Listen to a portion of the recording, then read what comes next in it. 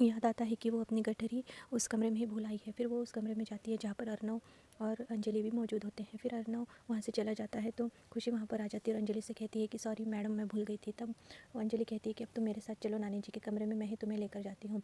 फिर खुशी जो है वो अपना सामान लेकर अंजलि के साथ में नानी के कमरे में आ जाती है। फिर नानी जो है वो कहती है कि कुछ भी कर लो, चाहे तुम वो लखनऊ जैसी बर्फ़ी कभी बना ही नहीं सकते। तभी वहाँ पर खुशी आती है और कहती है कि हाँ, वो रामाश्रय मिठाई हलवाई की दुकान की जैसी। तब वो कहती है कि तुम कौन हो? तो वो कहती है कि मैं लखनऊ से और यहाँ पर मैं साड़ियाँ बेचने आई हूँ।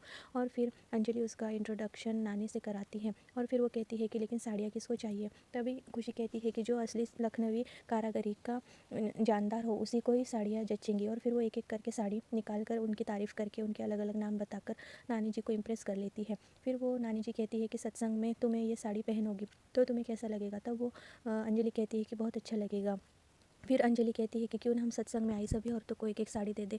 तब वो कहती है कि हाँ ज़रूर ले लीजिए साड़ी। तब नानी जी कहती है कि ठीक है, 200 साड़ियों का ऑर्डर हम तुम्हें देते हैं। देखो तुम माल बेचने आई हो और हमें ख़रीदना है और ये सामान सच में तुम्हारा बहुत ही अच्छा है। तब खुशी को यकीन ही नहीं होता कि उसे 200 साड़ियों का ऑर्डर मिल गया है। और खुशी से बात करते करते नानी जी को खांसी आ जाती है। तब नानी जी को वो भागकर पानी देती हैं और नानी जी खुशी के इस बर्ताव से बहुत ज़्यादा खुश हो जाती हैं और वो फिर कहती है कि हमें ये साड़ियाँ पसंद है और हम तुम्हें ऑर्डर देते हैं। तब खुशी बहुत ही ज़्यादा इन सारी चीज़ों से खुश हो जाती है और फिर वो वहाँ पर कहती है कि अब हम चलते हैं, आपका ऑर्डर भी तो पूरा करना है। फिर वो वहाँ से चली जाती है। फिर खुशी को अंजलि रोक लेती है और उसे वहाँ पर वो एक शरबत देती है और फिर खुशी ने ऐसा शरबत कभी नहीं पिया होता। तो वो कहती है कि वाह वाह, आपका ये शरबत और ये जूस तो बहुत ही अच्छा है, मुझे बहुत पसंद आया और इस जूस के लिए और ऑर्डर के लिए आपका बहुत बहुत धन्यवाद। और ऐसा कहकर वो वहाँ से नानी जी का आशीर्वाद लेकर चली जाती है। फिर हम देखते हैं कि अंजलि कहती है कि कितना दिल खुश हो गया इस बात से। तभी वहाँ पर मनोरमा जो है वो अपने कान का एक झुमका ढूंढ रही होती है और उसे वो मिल नहीं रहा होता। तब खुशी वहाँ पर आती है और कहती है कि आप वो लक्ष्मी बकरी को ढूंढ रही है ना, वो तो मैंने अभी अभी कमरे में दी और आपकी मालकिन ने हमें यहाँ से जाने को कहा है, हमारा ऑर्डर कंफर्म हो गया। तब वहाँ पर रहीम चाचा आते हैं और वो कहते हैं कि चलो वरना फिर से तुम यहाँ पर गुम हो जाओगी। फिर हम देखते हैं कि इधर पायल और बुआ जी बहुत ज़्यादा परेशान होते हैं खुशी के लिए और खुशी वहाँ पर आ जाती है और फिर खुशी कहती है कि हमने 200 साड़ियों का ऑर्डर कंफर्म कर लिया है, अब आपको 200 साड़ियाँ बनाकर देनी होगी बुआ जी। और ऐसा कहकर वो खुशी के मारे नाचने लगती है। नानी जी को तो यकीन ही नहीं आता कि खुशी ने 200 का ऑर्डर लेकर आया है और फिर वो उसे चिमटी काटने को कहती है। बुआ जी भी आज बहुत खुश हो गई थी क्योंकि उन्होंने लखनवी साड़ी के कारागिर होते हैं और फिर वो उन्हें इतना बड़ा ऑर्डर मिलता है तो बुआ जी भी आज खुशी पर बहुत ही ज़्यादा खुश होती है।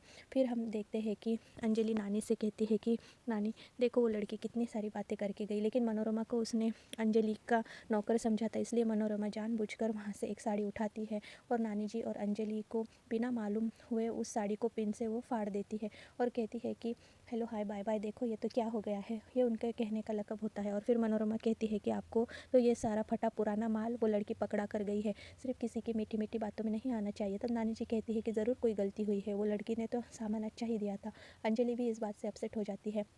उधर बुआ जी जो है इस ऑर्डर से बहुत खुश होती है और कहती है कि अब सब अच्छा होगा। तभी वहाँ पर एक फ़ोन आता है और फिर मनोरमा उससे फ़ोन कर कर कहती है कि तुम्हारी साड़ियाँ डैमेज निकली है, इसीलिए सारा ऑर्डर हम कैंसिल करते हैं। मनोरमा अपने को नौकरानी कहे जाने का बदला खुशी से लेती है और फिर फ़ोन कट कर देती है। तब खुशी ये सारी बातें बुआ जी को बताती है तो बुआ जी और पायल बहुत ही ज़्यादा दुखी हो जाते हैं कि उनके हाथ से इतना बड़ा ऑर्डर चला गया। तब खुशी उन्हें तसल्ली देती है कि नहीं बुआ जी, आप फिक्र मत कीजिए, मैंने खुद बात की थी उनसे, ये कोई और ही औरत थी जो फ़ोन पर बात कर रही थी। तभी एक फ़ोन आता है और वो जो असल का ऑर्डर जिनका होता है उन ग्राहक का होता है और वो कहती है कि ऑर्डर हमारे घर पर टाइम पर नहीं पहुंचा, इसलिए आपका ऑर्डर हम कैंसिल करते हैं। तब बुआ जी बहुत ही ज़्यादा दुखी हो जाती है और वो कहती है कि तुमने तो जिस घर में ऑर्डर लेकर जाना था वहाँ पर नहीं गई, तुम कहीं और ही चली गई थी और वो वजह से जो असल वाला ग्राहक था उसने भी अब अपना सारा ऑर्डर कैंसिल कर दिया है। और फिर बुआ जी जो है वो बहुत ही ज़्यादा परेशान हो जाती हैं। तब पायल कहती है कि खुशी तुमसे ऐसी कैसी गलती हो गई।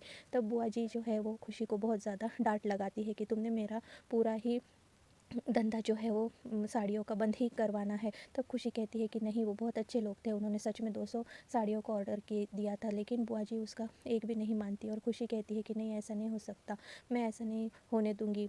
और फिर वो कहती है कि मैं कल ही वहाँ पर जाकर मैं खुद उनसे बात करूँगी। और फिर बुआ जी कहती है कि तुमने एडवांस के पैसे भी तो नहीं लाए, वो लोगों ने भी तुम्हें एडवांस के पैसे नहीं दिए, इसका मतलब कि तुम हमारे साथ कुछ झूठ बोल रही हो। तब खुशी कहती है कि नहीं ऐसा नहीं है।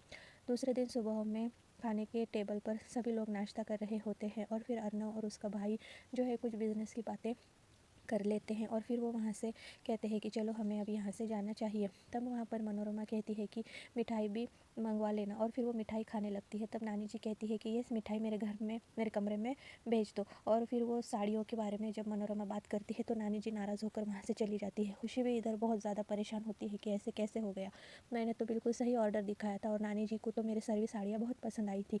तब वो कहती है कि चलो अब जल्दी से पायल तुम मेरे साथ हो ना पायल दीदी। तो पायल कहती है कि हाँ मैं तुम्हारे साथ हूँ। और फिर खुशी इस बात से तसल्ली में आ जाती है कि अब कोई नहीं तो उसकी दीदी है, उसका साथ देगी। दूसरी तरफ अर्नव जो है वो एक शो में आया हुआ होता है और वहाँ पर खुशी जो है वो इतने सारे पैसे लेकर आती है। सभी मीडिया वालों के सामने वो अर्नव की इंसल्ट करती है और उससे खरी खोटी सुनाने लगती है। और फिर इतने सारे पैसे जो है वो अर्नव के मुँह पर फेंक कर मारती है और कहती है कि ये लो तुम्हारे 50,000 रुपये, और मैंने तुम्हें तुम्हारा 25,000 रुपये जो है वो सूद समेत तभी लौटा दिए हैं। लेकिन असल में खुशी जो है वो कोई ख्वाब देख रही होती है। तब वहाँ पर पायल जो है उसे उस ख्वाब से जगा देती है और कहती है कि खुशी ये तुम क्या कर रही हो, ये क्या सोच रही हो तुम। तब खुशी कहती है कि देखो अभी मुझे ऐसा ख्वाब आया, इसका मतलब मुझे जल्द ही नौकरी मिल जाएगी और मैं उस लाट साहब के सारे पैसे लौटा दूंगी। तभी वहाँ पर श्याम उसे फ़ोन करके नौकरी के लिए कुछ बात करने के लिए बुला लेता है। तब पायल से वो कहती है कि जी तुम्हें मेरे साथ चलना होगा, लेकिन पायल उस बात से मना कर देती है कि मैं नहीं आ सकती, बुआ जी को क्या जवाब देंगे। तभी बुआ जी वहाँ पर आ जाती हैं और कहती है कि पायल मुझे ना बाहर काम से जाना है, सब्ज़ी लाने और कुछ सामान भी और दूसरा ख़रीदना है, तो तू मेरे साथ चल। तब खुशी पायल से कहती है कि जी आप बुआ जी के साथ मत जाइए, कोई बहाना बना लीजिए, हम दोनों जाएंगे, आखिर मेरी नौकरी का सवाल है। तब बुआ जी को मत बताना, इतना वो कहती है। तो बुआ जी वो बातें सुन लेती है और कहती है कि पायलिया तू ही मेरे साथ चल। और खुशी फिर एकदम से चुप हो जाती है।